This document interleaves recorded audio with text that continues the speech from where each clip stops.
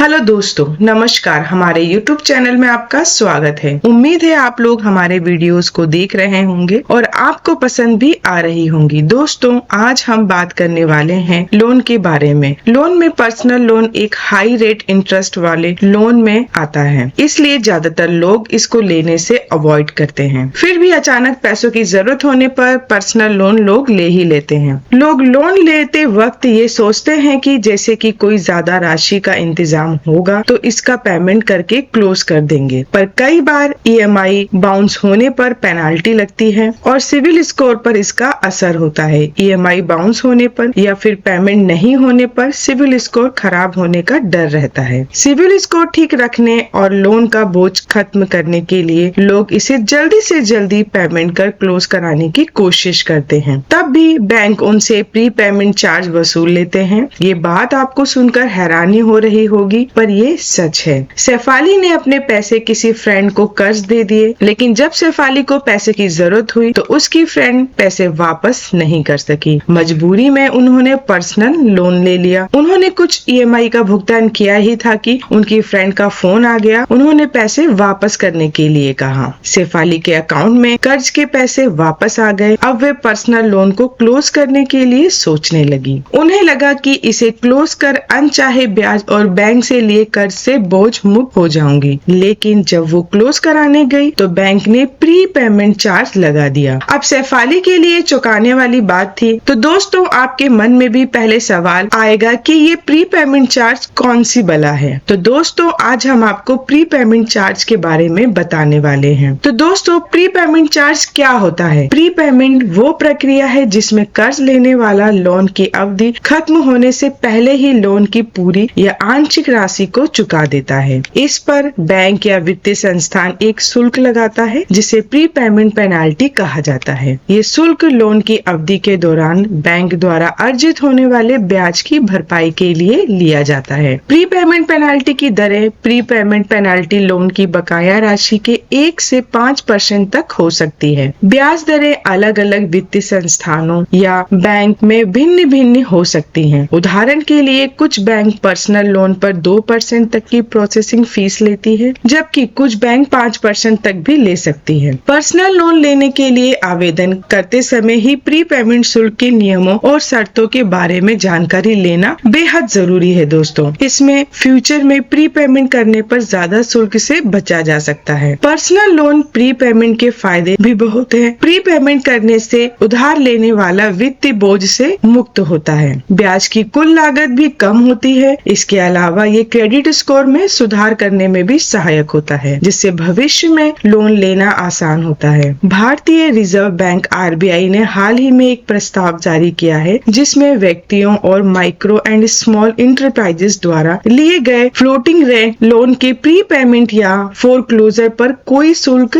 नहीं लगाने की बात की गई है। ये कदम उधार लेने वालों को राहत देने वाला कदम है। RBI के प्रस्ताव के मुताबिक लोन समय से पहले चुकाने के लिए किसी भी न्यूनतम लॉक इन पीरियड की शर्त नहीं रखनी चाहिए। प्रस्ताव में ये भी कहा गया है कि बैंक खुद कर्ज लेने वाले से प्री पेमेंट कराता है तो उसे कोई चार्ज नहीं लेना चाहिए। पर्सनल लोन का प्री पेमेंट करने से पहले कर्ज लेने वालों को संबंधित शुल्क और शर्तों को पूरी तरह जानकारी लेनी चाहिए। RBI के नए प्रस्ताव से प्री पेमेंट शुल्क में राहत मिल सकती है, लेकिन ये लागू होने के बाद ही प्रभावी होगा। इसलिए लोन एग्रीमेंट को ध्यान से पढ़ना और बैंक से सभी आवश्यक जानकारी प्राप्त करना बहुत इम्पोर्टेंट है। दोस्तों, मुझे उम्मीद है कि आपको प्री पेमेंट के बारे में जानकारी अच्छी लगी होगी। आप लोगों में से कौन कौन इस वीडियो से पहले प्री पेमेंट के बारे में नहीं जानते थे, हमें कमेंट करके जरूर बताएं। वीडियो को लाइक और शेयर जरूर करें और फाइनेंशियल टॉपिक पर अपडेट्स पाने के लिए हमारे चैनल को सब्सक्राइब करना ना भूलें।